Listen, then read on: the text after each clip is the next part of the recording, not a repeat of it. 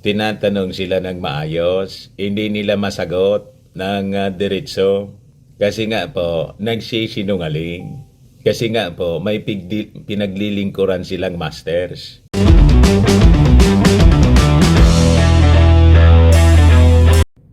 Hindi umobra mga kababayan yung drama ng mga SMNI anchors sa ating mga congressmen. Bakit niya Mr. Maravillas? Di ba nag-hunger strike sila? Tuloy ang hearing. Tuloy sa pagkalkal ng kanilang mga violations mga kababayan ang ating kongreso. Ito yung balita ngayon mga kababayan. Tambunting on SMNI anchors hunger strike. Solons are used to this. Sanay na niya kami sa ganyang mga drama. Tama po. Si Dr. Lorena Badoy nga po. Kung ano-anong pinopost po.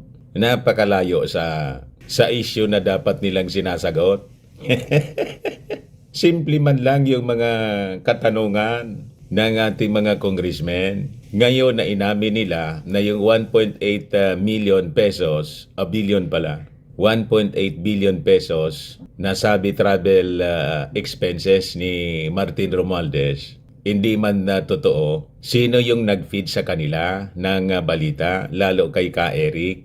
Sino yung source? Ayaw nilang sagutin.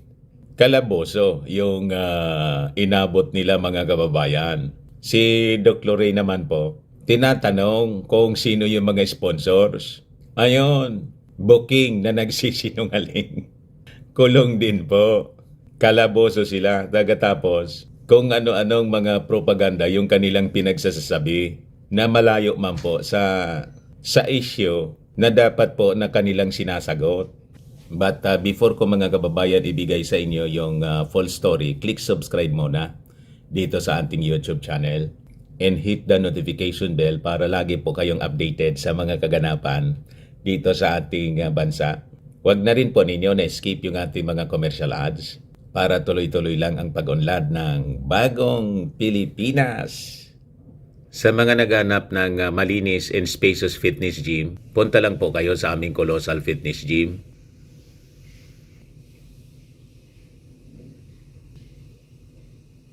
We also offer Grab car rental with our brand new 2023 model ng Toyota Innova.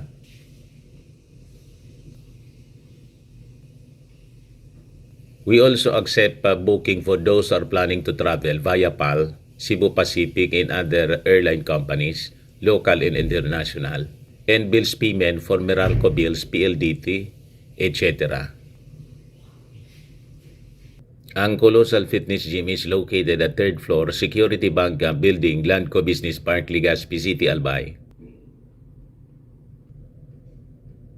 For inquiries, look for Gilon Maravillas. Contact number 0966-802-0949.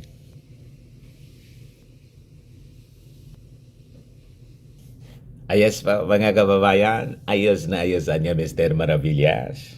Ayan po mga kababayan, si Congressman Gas Tambunting. Hindi nila mapaikot yung ating mga congressmen.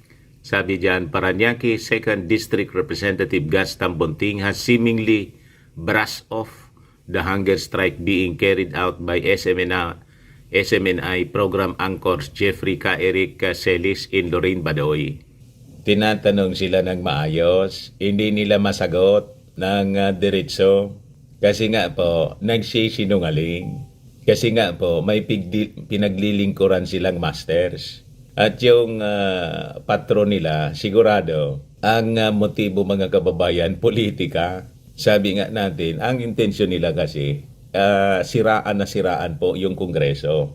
Kasi yung Speaker of the House ng Kongreso, si Martin Romualdez, pinagdududahan ng kanilang patron.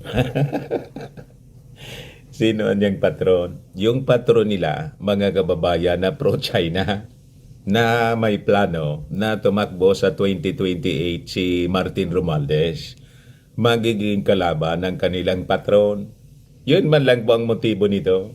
Dahil sa grabing pagnanasa sa posisyon.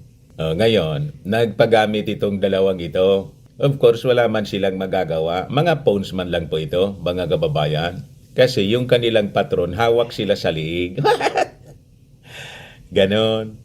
Kaya nililihis nila yung issue, ginagamit nila yung kanilang pakikipaglaban daw sa Communist Party of the Philippines. Wala mang problema kung gusto ninyong lumaban. Pero yung manira kayo at idamay ninyo ang buong institusyon ng Kongreso, yun ang foul po. Doon sila sumabit, mga kababayan. Ito yung mga pinagsasabi ni Dr. Lorraine Badoy. Ang layo ng mga pinagsasabi. Sabi niya, I am standing tall and so is Ka Eric because we have great faith in the Filipino people. This is not empty rhetoric. I saw the wondrous miracle of how we as a people brought the CPP and PANDF down on its knees. So, claim na nila na sila yung responsible sa pagpahina sa Communist Party of the Philippines. Imagine, mga assuming sila kung bakit daw umina yung movimiento dahil sa kanila. Kayo na. Di ba? Kumbaga, may contributions kayo. Pero yung kayo na yung mag-claim na mismong naging dahilan sa paghina ng Communist Party of the Philippines. I think that is too much, mga kababayan. Masyado man presumptuous. Yan ang sinasabi nila dito. They are trying to get back on their feet, aided in no small measure by Congress, whom they have cunningly manipulated into going against the people and agreeing to their shield. We will no longer allow this betrayal. My stomach is empty, but my heart is full of faith and great courage. You know why? Simple, Pilipino ako. So pinalalabas nila, mga kababayan, yung Kongreso, kakampi na ng mga Communist Party of the Philippines. Itong mga Makabayan Black po, ang tagal na niyan dyan, ang nag-allow niyan, mga kababayan, si Coricong, di ba? Yung party list system, doon nagsimula sa panahon ni Coricong. And it was allowed by Congress then, na hindi pa man po Speaker of the House noon, si Martin Romualdez. Inabutan na lang yan ni Martin Romualdez ngayon. Pagkatapos, ginagamit nilang propaganda against Martin Romualdez na nakikipagsabuatan po sa mga Makabayan Black. What? As leader po ng Kongreso, siyempre, they are legal members of Congress. Diba? Because of the party list system. Siyempre, lahat pakikinggan. Lalo kung valid naman yung mga pinagsasabi. Kaya nga po, si Martin Romualdez, with the peace process, peace initiative ng ating Pangulong Bongbong Marcos na sinusulong, na kinontra ni Inday, all-out support po si Martin Romualdez. And all the congressmen, political parties po. Kasi hindi po maaari na more than 50 years na po tayo na naglalaban-laban, kapwa Filipino. Di ba? Ayaw nila ng ganon. Gusto nila bakbakan lang ng bakbakan. Hindi pa ba kayo nagsawa sa ganong ori ng society? But anyway, itong mga isyong ito, mga kababayan ni Doc Lorraine, na pinofloat nila, malayo doon sa issue po. Ang issue po yung kanilang pagsisinungaling. Ang issue po yung fake news na kanila pong inispread using SMNI. Yun ang dapat nilang sagutin. Di ba? Nagpagamit sila kasi sa kanilang patron na gustong gibain si Martin Romualdez. Hindi man po maaari ang ganon na siraan yung institusyon. Di ba? Si Martin Romualdez po, sige lang ang trabaho. Kaya inggit sila kay Martin. What? Sabi dito ni Martin Romualdez, Romualdez eyes evaluation policy to help Philippines attain 2020 Sustainable Development Goals. Ayan po, mga kababayan. Sabi dyan, Romualdez has trumpeted before the 4th Asia Pacific Evaluation Association Conference of the Philippines lawmakers' commitment to enact a national evaluation policy. Ano daw siya? This move is seen to help the country achieve the United Nations 2030 Sustainable Development Goals, principally to reduce poverty. This policy niya is a testament to our commitment to improving governance quality and promoting efficiency in our bureaucratic processes. Sabi po ni Martin Romualdez, yan ang kailangan nating leader, mga kababayan na successor ng ating Pangulong Bongbong Marcos. Talagang katuwang ng ating presidente sa pagsasaayos ng ating bansa. Hindi yung tantrums ng tantrums, hindi yung napakaaga pa, politika na yung nasa isip, 2028 elections na agad. Si Martin po, never na narinig natin na nagpaplano siya para sa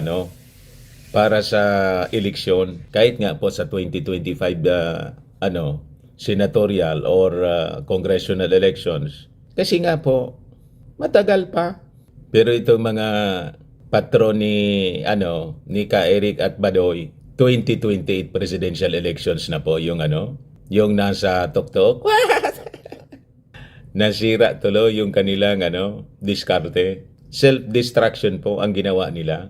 Di ba? Ang sumira po sa kanilang mga plano, ang sumira sa kanilang sarili, sila man lang po dahil sa sa sobrang pagnanasa sa confidential funds.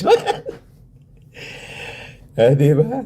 Nadurog tuloy, mga kababayan, yung kanilang mga pangarap. Ayan man lang po, mga kababayan. Ako po si Dante Maravillas. Bye-bye po. God bless.